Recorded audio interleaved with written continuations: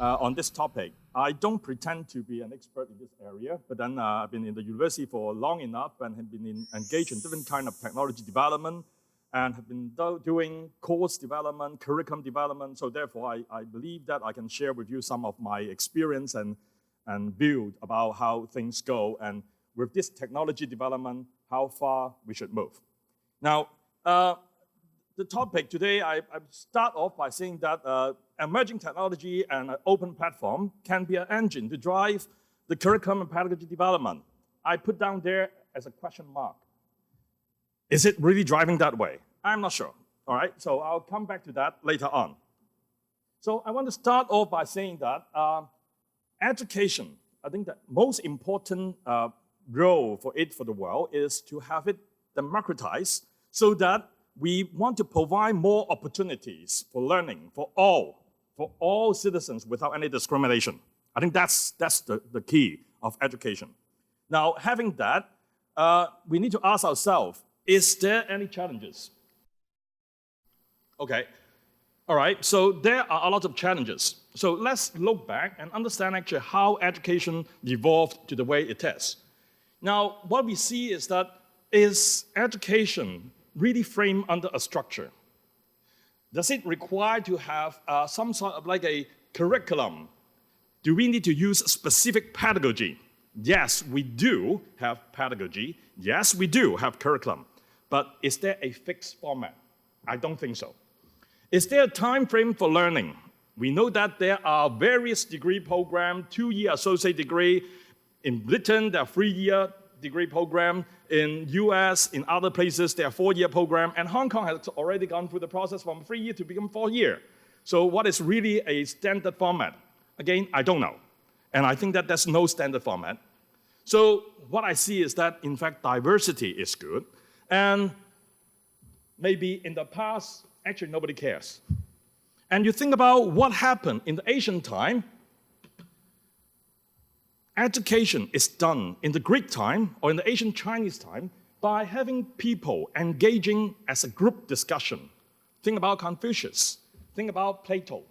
When they have a group of people as a scholar, they talk to each other, discuss. They basically, you bug me and I bug you, and at the end, they come up with some solution and philosophy and view. So that's how education is really about. But then things changed. Because when we went through the last few centuries, going through the Industrial Revolution, what we find is that, well, we want to focus on a lot of manufacturing of standardized products. Technology emerged, and we see that as very important.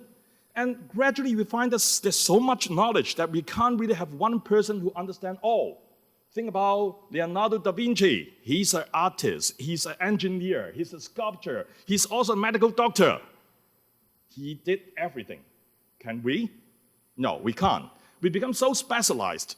When I say that I am a geneticist, people would say that, well, you don't know anything about neurobiology.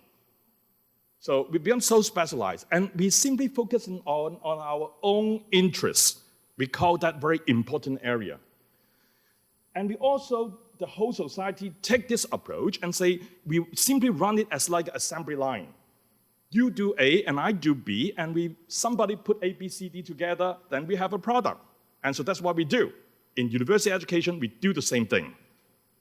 Now, so the question is that, well, when we have this digital informatics era, what happened is that this knowledge is going to explode. And I call that the Cambrian explosion because I'm a geneticist. So we have a lot of knowledge coming out of it. And the speed of generating it is very fast, and the amount of that and the complexity of it is very high. So what happened is that education now, if you look at students' education is for their primary school, high school, university. The time span is basically fixed, so you have a limited time span. And what happened is that we don't have enough time to cover so much. So what are we looking for? I propose that, in fact, we should not be simply focusing on information and knowledge. We should talk about how to link this knowledge together as threads of connection, to make sense out of it. And we want to be able to apply this knowledge to meet certain demand, to do something really apply so that it benefits the society. So, and at the end, we understand that active learning, having students engaging in the process, having that ownership, it is important. So, and the learning period, I believe that needs to be extended beyond just the university education. Now, having all that in mind, I propose to look at this way. The problem we have today is that when we've gone through this whole era of development, we come to the point that we focus on a few things. We talk about how effective knowledge can be disseminated. We want to be specialized. We want to produce it in mass. So basically, we're talking about speed. We're talking about quantity. But are we talking about democratization? Are all the students, all the youngsters, are they covered? The answer is no. We leave a lot of people behind. I'm not trying to say like Obama said that no one is left behind. But then we want to have everybody get their fair share. So therefore, today we face another issue in a competitive world. We are also talking about professional development. It's looking for a job. I was just having that conversation with a colleague here. When students went through the university education, they have immediately in their mind, they want to go into a particular job after they graduate. Is it the case? Ask yourself, have you thought about what you're doing today, 20 years ago? Probably not. So, therefore, we need to ask, are we really doing that in university? What's happening? So, when the resource is limited, we talk about how effectively we can use all these resources. We focus on specialization, we scale it up. So, essentially, efficiency is still the driving force. How much money you put in and how much comes out of it. How do we go forward with that? Basically, we are countering the whole ideal of what education is about. And with that, then we look for the norm. We say that all men are treated as equal. They're not created equal. They are treated as equal. And so education is not open for all. Only when you reach a certain threshold, you come into university. If you don't, okay, you are out, all right? So that's very discriminative in a way. So what are we doing? And technology and platform comes in. It allows us to solve some of the problem. For example, efficient dissemination. Well, you can use YouTube, you can use Facebook. A lot of things in the past is simply illustrated as a picture or hand drawing. Now we can use illustration, visualization, we can use multimedia to illustrate it. It brings the concept more easily into the classroom. Scaling, we can use free platform, all this MOOC platform, Open University, e-learning. So we have all this. And we develop assessment tools to facilitate that. So all these things that I listed here, video, education channel, internet, ebook, PubMed, everything allows us to share this information very effectively. But the interesting part, which is, again, is something that we should pay attention to, engagement, collaboration, and interaction. And MOOC, certainly, it is one major thing that helps to drive this. I can easily use the same example. I offered a MOOC course for the past 2 years, and there were 100,000 students taking it. And I would say that I've never dreamed that I would have even 5,000 students when I started my career. And so what are we doing? So right now, we basically make that outreach 2 orders of magnitude much higher. So is it democratization of education? I don't know. Let me look at it. Men are not created equal. We all know that. And as a geneticist to start with, I see variation in individuals. Everybody in this room, we treasure you because you're unique, you're different. So how can I expect that all of you would perform a mathematics test and perform equally well? No way. Somebody is going to be better than the other. But massive production need to look for standardization. You don't want to have any error. So therefore, you standardize it. And so we try to take this approach. It's called one size fits all. Is it really working? So if there's any mismatch, we see students being turned down at the doorstep of the university or even in the high school, and they're very frustrated. So in that case, there would be the loss of our human resources. And if individual, they match into the wrong program, again, what happened? It will create social, political, economic loss. Now, so that is the kind of issue that we need to deal with. I need to come back with this diagram from a genetic textbook. This is what human beings are like. If you look at it, these are the body height. If you pick 100, 200 people, they would follow this normal distribution. Some of them would be on one end very tall, the other one is on the other end very short. Are they abnormal? All of them are normal, right? So what happened is that if you really look at them, they always follow a normal distribution. What are we catering for? Higher education. We are catering for a subset of them. And in order to produce the mass, we focus at the center. So in a way, there is a problem. The problem is that for those who are very talented, very bright, they get missed out because they are not giving the strongest support. But for those who are not talented enough to meet this median, they're also left out. So university try to group as large as possible. Possibly it is because of the mission, but also because of the revenue. And that's how we kind of craft our current education system. Now, technology, when it comes in, again, it follows another normal distribution curve. And this is the Roger adoption and the innovation curve. Many of you are aware of that. What it says is that whenever there's any new technology that comes in, the early innovator are only like 1 or 2%, and there will be some early adopter, and I don't pretend to be the one which is the innovator. I'm simply someone who's a little bit more open-minded, so I can be counted as the early adopter, and I move in. And I'm not sure that we have reached the point of tipping point, so that a mass of the institution and individual would all engage. So I think earlier there was a question for the panel member. How much resistance do you see in your institution? It is not surprising to see that there's a lot of resistance because when some technology is introduced, there's always early adopter. The bulk of it, they are simply follower. And we have not reached the tipping point. So therefore, there would not be a huge amount. And I would say, if your institution have only maybe 5% of the individual engaged in the process, that's pretty good, all right? Now, having that, what is really missing here, if you look at education, I believe that arousing students' interest in exploring new interdisciplinary area is very important. And that's why I moved into this interdisciplinary program office to run it. And we want to engage them, an immersion of practice. We all know that. We need to have practice so that your knowledge can be really applied. And you learn in the process to know about the nitty-gritty of it. Why can't we provide more opportunity like that?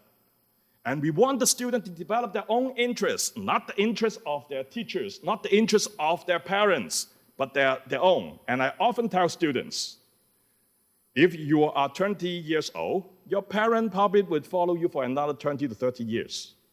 But you are going to follow yourself for another 50, 60 years. Should you think carefully about what you want to do for yourself? So develop their own interests and identify that future is very important.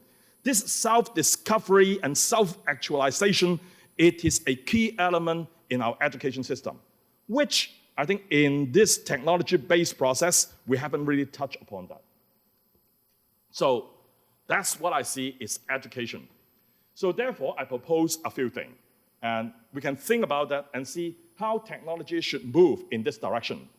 I call it democratization of education. And with the internet access, I believe that these access right of all this information is much easier. The barrier is much lower. Everyone on both sides, they can reach it as long as they can hook up onto the internet. On this bell curve, on one side, the smart one and the poor one, they can all do it. We can increase the learner control and choice anywhere and at time. I believe that is going to be covered later on. And I believe that not a single platform would serve all these purposes, okay? And so therefore, we need to have multiple platforms, not just MOOC, all right? And we need to develop that. So MOOC is not going to take over tertiary education. MOOC will provide a branch that allows you to spread it. Now, changing the education industry, including publishing and all this, in order to allow it to be spread, it is important that it is in an open source format. It is to be free. so that nobody will say that if I don't know about this algorithm, I don't have this software, I don't know this programming, I can't use it. It is free. And this barrier needs to be low, and the format needs to be standardized so that everybody would easily transfer information from one to the other. And the reliability needs to be ensured. And we have this big debate about the reliability of things in Wikipedia versus encyclopedia. Which one is more reliable?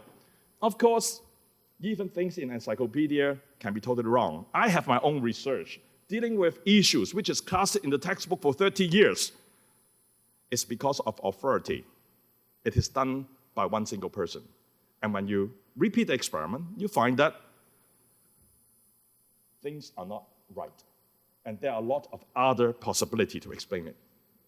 And so we need to think about long-term strategy for the investment, both from the public sector and the private sector. Now, that, I would say that is really a policy issue that we need to think about. As a university, what we should do. As an educational institute, what we should do. And I believe that providing opportunity to engage students as small group, like at the Greek time, like in the ancient Chinese time, having a small group of people interacting with each other to talk and learn from each other and make mistakes in front of their peer, and then they pick it up. That's very important. And in this process, collaboration comes out. And again, I like to use the term that when the mass of information is being available, sometimes I have that experience. Even though I'm teaching a MOOC course, out there, for that 100,000 people, many of them have much more knowledge on that subject than me. But I try to put it into certain framework that he's not aware of, so that's my uniqueness that I offer. But then if you look at knowledge, there are more experts out there. And so don't see your student as someone who's only on the receiving end. They are also on the giving end. And humble ourselves. We can be on the receiving end. So what we need is, therefore, is a teaching and learning community. We simply go there as facilitator to help them to learn that process. And this facilitator role requires certain ability. So that's how we should train our teachers and train our TAs to be that facilitator. And we engage them in projects so that they work. And so this is one of some of the projects we have students. They simply practice cooking, but then when they're cooking, they're doing experiments. They want to design experiment. And designing experiment in their own kitchen so that they can practice science. So that's what we want them to do. So, and I pointed out that critical thinking and emphasis on the skill is important because fact is keep on expanding. There are more and more information out there. How can you learn it all? We know that early on that we can't. And so why should you learn all this fact while you know that you can easily capture it on the web? On the other hand, having that critical thinking and the skill set training, it really need to have hands-on experience. And so therefore, tools that facilitate this active learning should be a very important element that we should focus on. And so therefore, I'm leading to this conclusion. It seems that we have a need, and we need to define the purpose, what education is really about. And in the past, when we are focusing on this bell curve on one end, on these markets, and a large enough population so that we can financially secure for institutions, we expand on that side. We leave out the other side. So should we be able to provide more and more to spread it out? I think that's what we need to focus on. At the end, when you want to focus on students on the other end, the kind of technology, I believe that is very different from the kind of technology you want to focus on this end. And so that's, I see as a very important consideration for moving forward with the tertiary education. So therefore, at the end, I put down as that the demand of knowledge should be the driver of the education and the technology development.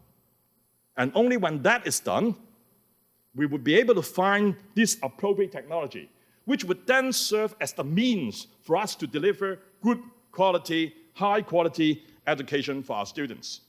So coming to the close, I would say that technology is something neutral, just like having a refrigerator. Somebody like it, somebody don't.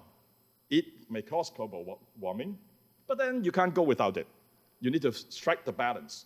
But I believe that there are few factors which defines what a technology should be that allows education to move on. That is, it must be free for sharing. Then everybody can use it. It rewards those only when they are actively engaging in the process, when they're motivated, when they want to do it, they can get it. And we should focus on this transferable, I call it the versatile competency for the students, because that is the one which will benefit them for the rest of their life, not just for finding the first job. Versatile, flexible, adaptive. This is something how human beings survive today because it has gone through this evolution. We go through this process, having a lot of variation, and only the adapted one survive. And finally, what I mean is that if you want to cover this full spectrum, we want education to be personalized. People on the smart side, they can do it. People on the less smart side, they can also do it, but using different platform. With that, I would say personalized education. Just like as personalized medicine that people keep on talking about, this is the future.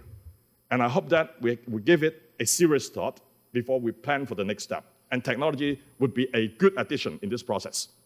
Thanks.